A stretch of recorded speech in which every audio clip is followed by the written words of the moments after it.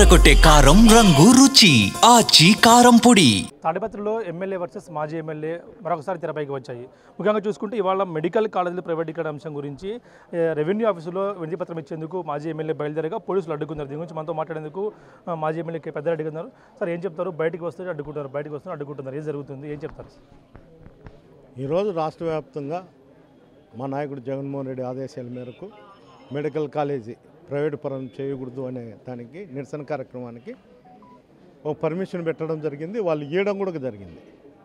తీరా పోయేటప్పుడు వాళ్లకు ఎమ్మెల్యే ఇంటి నుండి ఆదేశాలు వచ్చినాయి, దానికి అడ్డుకోవడం జరుగుతుంది. అంతే ప్రతిసారి నాకు ఇదే ఫేస్ చేయాల్సిన పరిస్థితి ఏర్పడుతుంది.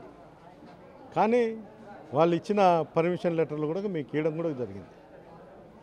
నేను కూడా కోర్టుకు పోయి నెక్స్ట్ నుండి అయినా కానీ నేను తిరిగేదానికి దీనికోసం నేను న్యాయస్థానం ఆశ్రయిస్తా.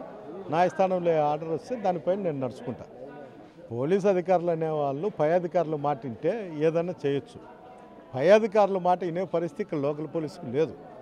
ఎంతసేపు ఉన్నా జేసీ కుటుంబం నుండి ఆర్డర్ రావాలా, నిలబెడతాండాల. ఇది శాస్త్రం అనుకుంటున్నారు అధికారులు.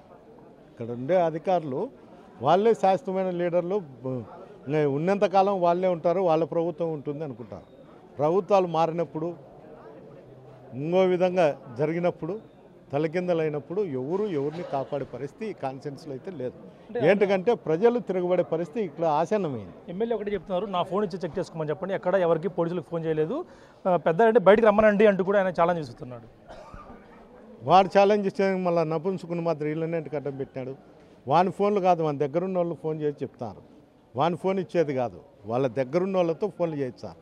వాళ్ళ పేర్లు చెప్పేకి నాకు నామూసి. ఏంటంటే పనికి వాళ్ళ విధవుల పేర్లు చెప్పి వాడిని పెద్దోని చేసే పరిస్థితులు నేను లేను.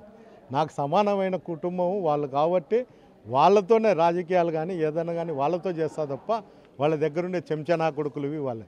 నేనేం వాళ్ళ కాల్ లిస్టులు ఎత్తామని చెప్పడంలే, పోలీసు కాల్ లిస్టులు ఎత్తామంటాడ.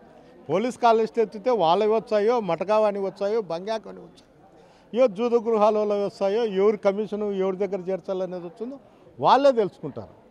అది ఎస్పీ గారు ఏఎస్పీ గారు చొరవ చూపించకపోతే అది పోలీస్ వ్యవస్థకే మచ్చగా నిలబడిపోతుంది తప్ప నాకేం కాదు. ఇంకెన్నాళ్ళు ఈ తాడిపత్రిలో అశాంతి వాతావరణం, ఎందుకంటే ప్రజలు కూడా చర్చించుకుంటున్నారు. గత 15 ఏళ్ళ నుంచి కూడా జరుగుతూనే ఉంది. ఇంకెన్నాళ్ళు అంటూ కూడా మాట్లాడుకుంటున్నారు. చూస్తాం, దేవుడు అనేవాడు ఒకడు ఉన్నాడు, ఆ రోజు నిర్ణయిస్తాడు, ఆ రోజు దాని పని తను చేస్తాడు. అవకాశం వస్తే మరొకసారి ఫ్యాక్షన్ రాజకీయాలు చేస్తా అంటూ కూడా పెద్దారెడ్డి చెప్పడం జరిగింది. దీనికి కట్టుబడే ఉంటారా? నేను ఫ్యాక్షన్ చేసినా చేయకపోయినా ఇక్కడ ఉండే కార్యకర్తలు, నాయకులు, ప్రజలు తిరగబడే రోజు దగ్గరలోనే ఉంది. అది టైం వచ్చినప్పుడు అందరూ జేసీ కుటుంబం మీదనే తిరగబడతారు. వ్యవస్థల మీద ఏంటికి తిరగబడతారు? వ్యవస్థలతో పనిచేసుకునే వాళ్ళు తిరగబడతారు, వాళ్ళు తిడతా అంటారు అంతే తప్ప ఒక ఏఎస్పీనే తిట్టి నీకు ఉద్యోగం చేసేది రాదు అది ఇదని వ్యవస్థలను వాళ్ళు నిర్వీర్యం చేస్తారు.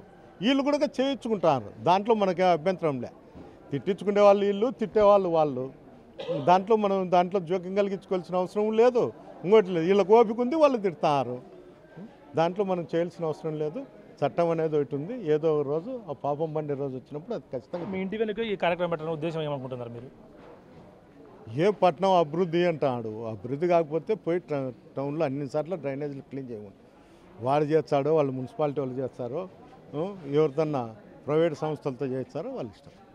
చూస్తున్నాం ప్రత్యేకంగా అయితే మా దేవుడు అవకాశం ఏదైతే కానీ ప్రజలు తిరగబడే రోజులు దగ్గరలోనే ఉన్నాయి. ప్రజలపై అయితే ప్రజలు కానీ నాయకులు కానీ వైసీపీ కార్యకర్తలు కానీ ఖచ్చితంగా జేసీ కుటుంబం ప్రజలు తిరగబడే రోజులు దగ్గరలో ఉన్నాయంటూ కూడా మాజీ ఎమ్మెల్యే కేజీరెడ్డి పెద్దారెడ్డి చెప్తున్న పరిస్థితి. అదేవిధంగా అభివృద్ధి కార్యక్రమాలు కేవలం మా ఇంటి చుట్టూనేందుకు తాడిపత్రి పట్టణం అంతా చేయొచ్చు కదా అంటూ కూడా ఆయన చెప్తున్న పరిస్థితి ఉంది. Video Prasad Big TV Tadipatri నుంచి.